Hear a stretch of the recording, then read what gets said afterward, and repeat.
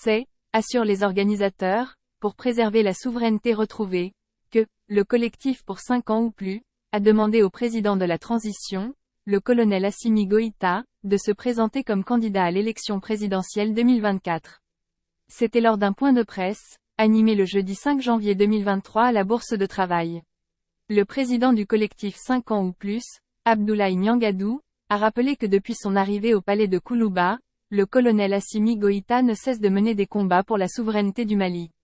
Pour lui, le gouvernement de la transition a d'abord interdit le survol du territoire malien par les avions des forces françaises Barkhane et de la MINUSMA.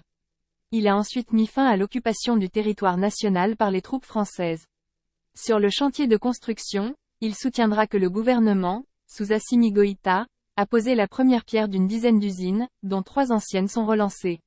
Et d'estimer que c'est pour toutes ces raisons que, le collectif pour 5 ans ou plus, propose la candidature du président de la transition, son Excellence le colonel Assimi Goïta aux échéances électorales de 2024.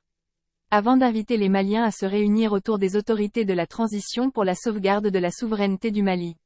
Au dire du président du dit mouvement, Abdoulaye Niangadou, des caravanes et des sketchs sont prévus le 13 janvier prochain pour sensibiliser la population. Il estime qu'il faut encore donner plus de temps au colonel Goïta, pour que le Mali puisse retrouver pleinement sa place dans le concert des nations. Un participant du nom de Boubou Mebel Diawara, dira que si l'on garde Assimi Goïta à la tête de l'État, en 2 ans, il peut créer plus d'1 million d'emplois, équiper davantage l'armée malienne et faire respecter le Mali dans le monde.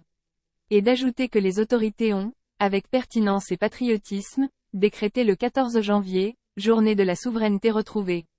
Pour cette commémoration, le collectif prévoit des activités pour expliquer le 14 janvier aux Maliens. Si ce sujet vous intéresse, n'oubliez pas de laisser votre avis en commentaire.